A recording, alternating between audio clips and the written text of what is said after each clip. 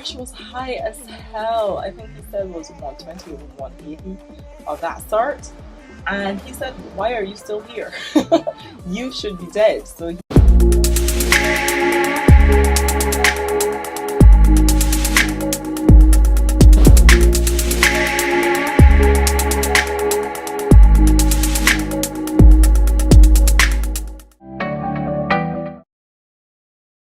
hi YouTube world, it's Alana again.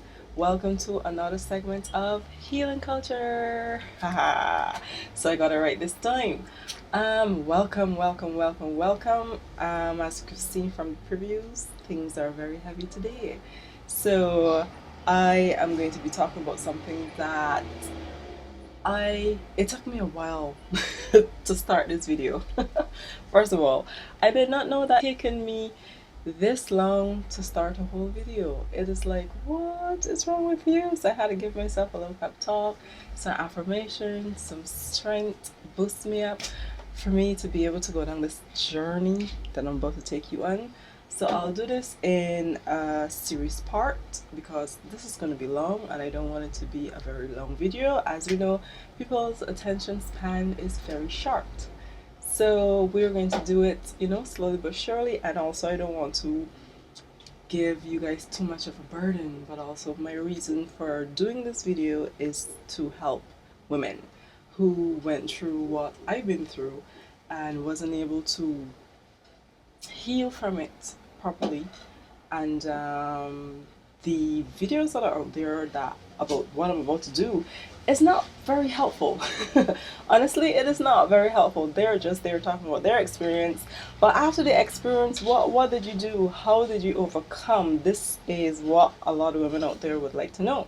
So I am here to then share with you how to overcome, but also still be able to hold on to the memory and love and whatever. Anyways, I'll let you know what I'm talking about.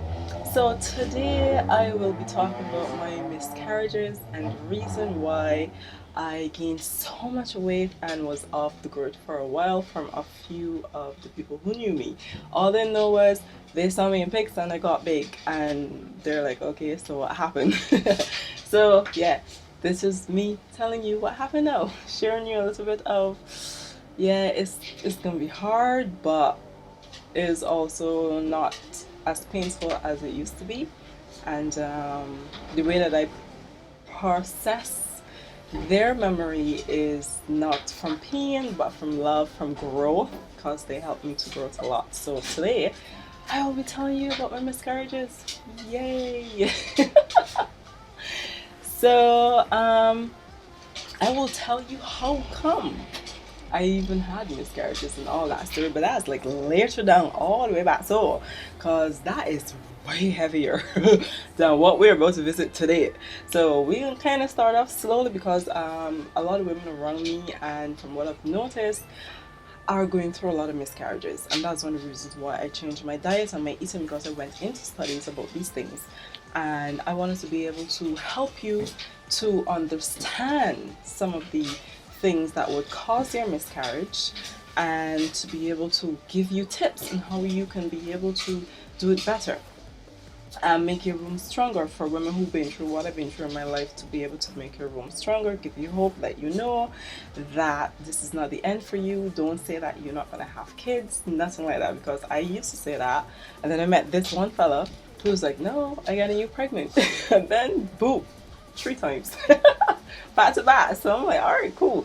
You know what, it's still possible for me. I am still a woman. I still feel like a woman, or still felt like a woman at that point. But at the end of the day, having miscarriage and me having 3 miscarriages back to back made me feel inadequate as a woman, and that is not a good feeling.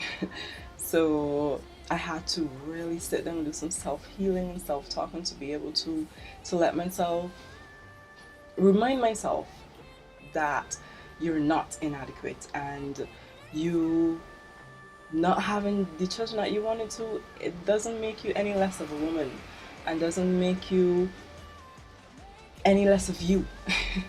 And those are the feelings that I used to feel. Oh Lord, they were heavy.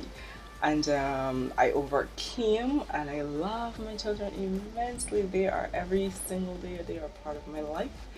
If you guys can bear it, I will post some of the shots and videos that we took during the journey of our kids here. And I apologize if you can't take it. But these are my memories and these are my kids, and I love them to hell and back. To heaven and back, to everything and back. They are my pride and joy, even though they're not here with me. The memories of carrying them and experiencing those things were beautiful to me, and I will never regret it. So, yes. Okay, so let's get into it. Yay, story time. All right, so my first miscarriage I had when I was 16, and I I don't know, I got pregnant, and of course you're 16 and it's taboo. Ooh, you're 16, you got pregnant, so it's a whole big thing with the family and whatever the case is. But whatever, we'll get into that another day. And I was pretty excited, pretty nervous. I'm 16, and no, don't. Let me show you what I mean. I can't even move the thing.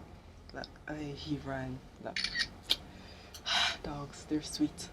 Right, so I was 16 and I found out I was pregnant. I was like, oh my gosh, I'm so nervous.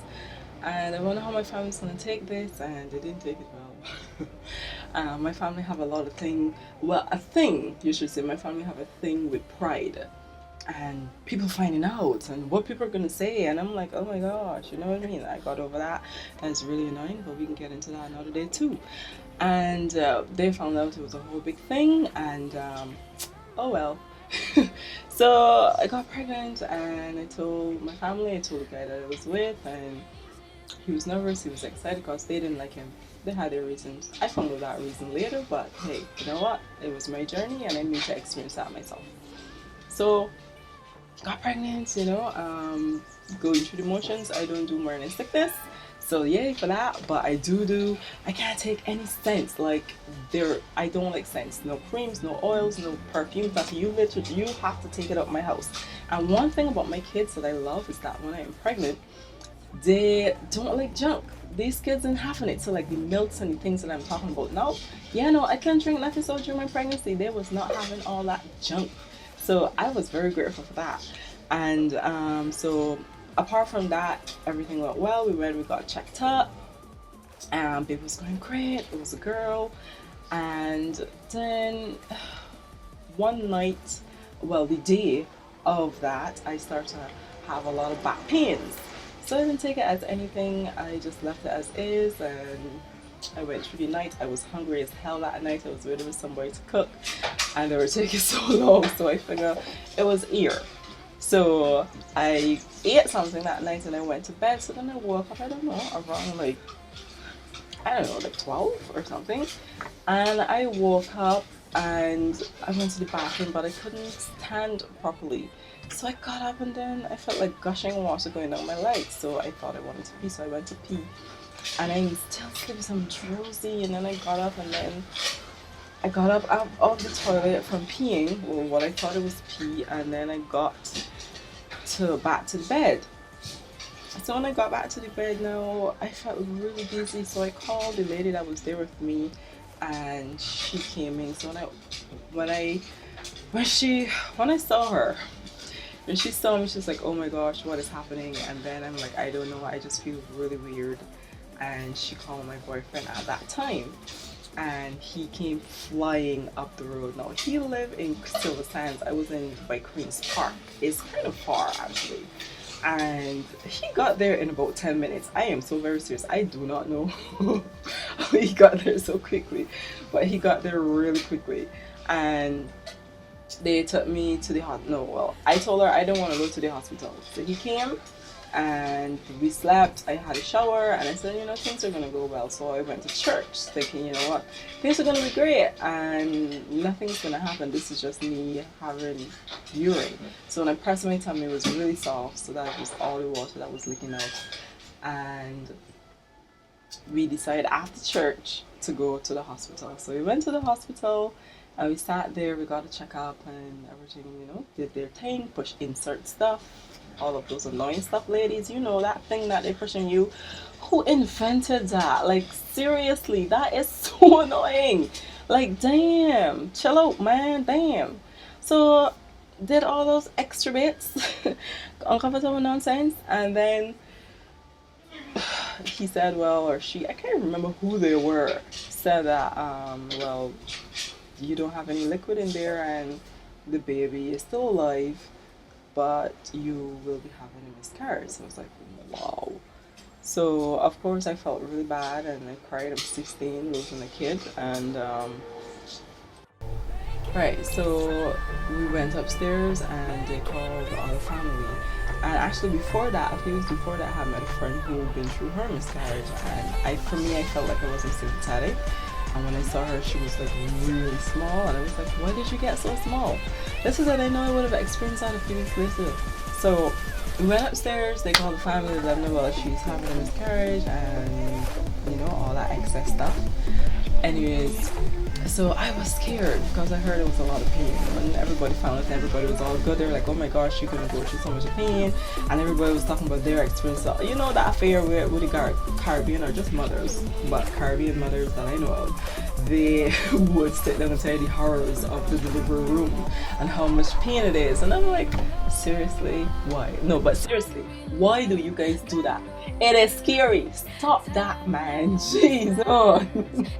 So I'm in there now, and I am fully scared as heck because I'm like, damn, pain, this is crazy. So they told everybody, they came and they visit, and they said, well, they're going to give me some painkillers, because that's the first thing I asked for some painkillers. I wasn't with pain.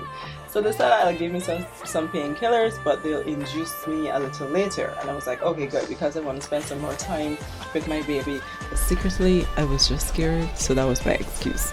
But yeah, I wanted to spend some more time with my baby. But yes, I actually did, but I was so scared. And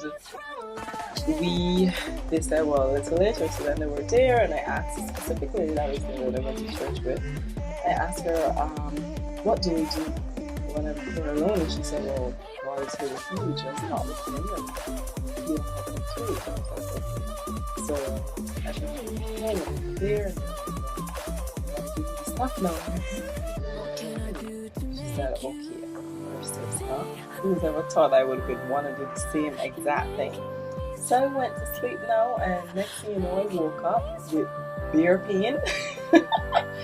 And I'm like, I'm in pain. They say, yeah, they give me the stuff. I said, well, I tell you that I didn't want it now. Like, why you give it to me now? And she said, well, you gotta go through the motion. And I went through it, and I'm there, so I call my boyfriend, and he's sleeping. So he don't know what to do. Douche. Anyways, so I call my boyfriend, I call my mom, she was sleeping too. So I said, you know what? It's you against the world, why not? So I prayed about it. I was like, I am in a lot of pain and I need your help. I am here alone and I do not know what to do. And I just need assistance. That was it. I asked for what I wanted. And I sat down there and I think and I, do the breathing thing or whatever. And then I was like, you know what, I can't with this shit. So the woman come and she told me, well, lay on your side. And I'm like, really? So you know that they always tell you to lay on the left. Is the left or the right? I can't remember. I might put it there if I find out. I think it's the left, right? Lay on your left. And I'm like, you told me that earlier. I did that earlier and that shit was painful. So I ain't laying on no left. Okay? Keep on the left to one self. So I was like, okay. So I went to sleep hard. The pain knocked me the frig out. So when I woke back up now, I felt pain. And the baby was coming out. So the baby was coming out. I was panicking and I was like, oh my gosh. And they came because it was like, nurse, something's coming out. When they come out, this baby girl came out. And I told him that I wanted to see her before she leaves. I want to see my child. So they were there and I'm panicking and I'm freaking out. And they're like, what is wrong with you? I'm like, I don't know, but I just freaking out. So I'm there and I'm in and out of blacked out or whatever it's called, blacked out. And eventually the baby is out, 2 centimeters out, everything is out, and I get nothing. So I went out too. And woke back up asking for my child. I don't see my child. I'm like, what the heck? So, they did the thing that's supposed to eat, I ate. family came as well. So when they came, it was all emotions and stuff. But I don't like crying in front of people. So like, I saying this now, but I have no idea how I'm going to be along the road telling you this journey. So if I cry in front of you, oh well, that is you. I can't help that. But I don't do crying, and I don't really cry in front of people. So you guys, if I don't cry, you may think that I am heartless, but I don't know. But if I cry, oh well. But honestly, I cry enough. Yeah, so anyways, so my family came, I was there, and a bit emotional, whatever, and then as usual, in an uncomfortable situation, as I am doing currently, I make jokes. So I didn't let it stop me, and then too, I wasn't about to stay in the hospital for them to tell me that I needed to get analyzed or psychologically analyzed. No, anybody got time for that nonsense. So I wasn't about to show them that side because I wanted to go home. Okay, so I'm in there and I spent like a day or two more in there, and then I went home. When I got home is when your girl broke down. Oh Lord, your girl broke down. Now my family are peace people, so no one was in there with me during that course of that time, and I am there and I'm by myself, and I have to go through this journey in my head. So you know, obviously those things flash back in your head. You're there remembering these things, and I am there and I am reconciled now. My friend who also been through this thing, and I asked her, well, how did you make it? You made it 3 years, and we spoke and we talked, and I got through it. I legit wanted to die. I am so serious. I wanted to die because I felt so inadequate. And I'm like, why it happened? When I got my results, they tell me some mama jumbo. I can't even tell you the mama jumbo because I remember the mama jumbo, but the mama jumbo don't make no sense to me, so I ain't even tell you the mama jumbo. But there's a bunch of stupid shit they told me the reason why I lost my kid. Yeah, so anyways, things didn't work out well with my relationship, and not because of the kid, because he was a dick. Yeah, I know you're gonna watch this. Anyways, I don't hate you, so don't worry about it. This is memory from then, so obviously I'll call you that, but yeah, so things didn't work out well and the relationship ended. I ain't tell you how it ended later too.